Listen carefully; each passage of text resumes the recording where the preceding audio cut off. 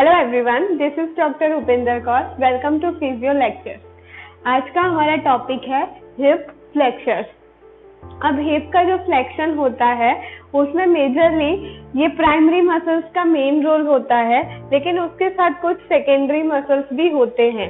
अब primary muscles है psoas major, iliacus, rectus femoris, sartorius, tensor fasciae लाटा।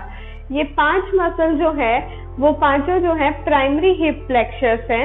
उसके अलावा सेकेंडरी में adductor longus, adductor magnus, pectineus and gracilis. So total मिला के 9 हिप फ्लेक्शर्स होते हैं, उसमें से 5 प्राइमरी और 4 सेकेंडरी हिप फ्लेक्शर्स। अब श्वास मेजर और इलियाकस, इन दोनों के बारे में पहले पढ़ा हुआ है, उसमें वीडियोस बने हुए हैं श्वास मेजर और इलियाकस के। तो आज हम पढ़ेंगे रेक्टस फीमोरिस से। अब रेक्टस फीमोरिस सबसे पहले उसका ओरिजिन जो होता है वो एंटीरियर सुपीरियर इलियक स्पाइन और एसिटाबुलर रिम, यहाँ से उसका ओरिजिन होता है। और फिर उसका इंसर्शन जो है कॉमन क्वाड्रिसेप टेंडन जो टिबिया पे होता है वहां पे। इसकी नर्व सप्लाई है फीमोरल नर्व, क्योंकि ये एंटीरियर थाइड कंपार्टमेंट की मसल है, सो फीमोरल नर्व सप्लाई करती है L2, L3, L4 ब्रांच। अब ये जो रेक्टस फीमोरिस है वो 2 जॉइंट मसल है, वो हिप पे भी एक्शन होता है उसका और नी पे भी होता है। मेनली वो नी एक्सटेंसर है और उसके साथ साथ हिप फ्लेक्शन भी करता है। लेकिन अगर हमें उस पे हिप पे मैक्सिमम वर्क करवाना हो तो नी को जो है वो हमें फ्लेक्स करवाना पड़ेगा। नी एक बार फ्लेक्स हो गया तो उसका सारा वर्क जो है फिर वो हिप पे आ जाएगा।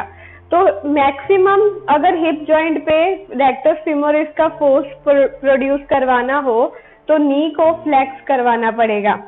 अब इसके पैथोमैकेनिक्स में अगर रेक्टस फीमोरिस वीक हो जाती है तो मेजरली जो है वो अफेक्शन नी जॉइंट पे करती है, उसका अफेक्शन जो है वो हिप जॉइंट पे कम होता है।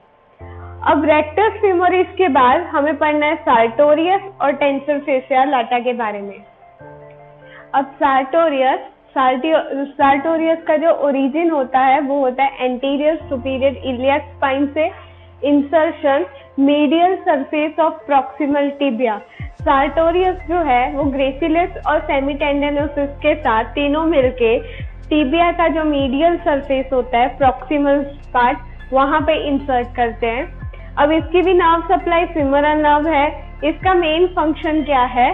तो सार्टोरियस जो है पहले तो ये 2 जॉइंट मसल है, हिप और नी दोनों पे एक्ट करती है, पर हिप पे इसका वर्क है hip flexion, hip abduction and lateral rotation, जिसे टेलर पोजीशन भी बोलते हैं, और इसी वजह से सार्टोरियस को टेलर मसल भी बोलते हैं। अब जो सार्टोरियस मसल होती है उसका क्रॉस सेक्शनल एरिया काफी कम होता है, तो उसका फिजियोलॉजिकल क्रॉस सेक्शनल एरिया कम होता है, इसलिए वो एकदम पतली सी मसल होती है। और ये 2 जॉइंट मसल है जो हिप और नी दोनों पे वर्क करती है। जनरली इसका मेन काम क्या है कि जब हिप और नी एक साथ फ्लेक्स करवाने हो, जैसे कि स्टेयर क्लाइंबिंग में जाना हो, तो उस टाइम पे जो है सार्टोरियस मसल वर्क करती है, हिप फ्लेक्शन साथ में नी फ्लेक्शन करवाती है। अब लास्ट मसल प्राइमरी मसल फ्लेक्शर्स में है टेंसर फेसिया लाटा। टेंसर फेसिया लाटा जिसे TFL भी बोलते हैं, उसका मेन फंक्शन है हिप का फ्लेक्शन करवाना, हिप का एब्डक्शन और मीडियल रोटेशन ऑफ हिप।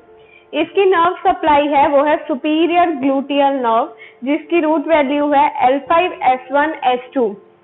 अब टेंसर फेसिया लाटा जो है इसका मोबिलिटी से ज्यादा काम कुछ और है, ये स्टेबिलिटी भी प्रोवाइड करता है और हिप जॉइंट को इंटीग्रिटी भी। इसीलिए more than mobility it provide stability and integrity to the hip joint. उसके बाद पैथोमैकेनिक्स। अब पैथोमैकेनिक्स में ऐसा है कि जब मूवमेंट करते हैं, जैसे कि मीडियल रोटेशन ऑफ हिप किया, तो उस टाइम पे TFL जो है वो एंटीरियर टू पोस्टीरियर जाएगा। इस तरह से अगर ये जो हिप पूरा जॉइंट है नी, वहां पे ये एंटीरियर टू पोस्टीरियर जाएगा, तो एंटीरियर टू पोस्टीरियर जाता है, उसकी वजह से फ्रिक्शन प्रोड्यूस होता है और तब जो है उसे बोलते हैं स्नैपिंग हिप सिंड्रोम क्योंकि उस टाइम पे एक स्नैप जैसी आवाज आती है, इसे स्नैपिंग हिप सिंड्रोम बोलते हैं। और कांस्टेंट फ्रिक्शन रहा तो उसे ट्रोकेंड्रिक बर्साइटिस हो जाता है। तो ये जो थे हमारे कॉमन हिप फ्लेक्सर्स थे। स्वास और इलियाकस की अलग से वीडियो है, और ये बाकी के जो 3 मसल थे, रेक्टस फेमोरिस, सार्टोरियस और टेंसर फेसियल लाटा, वो ये वीडियो में थे। Thank you.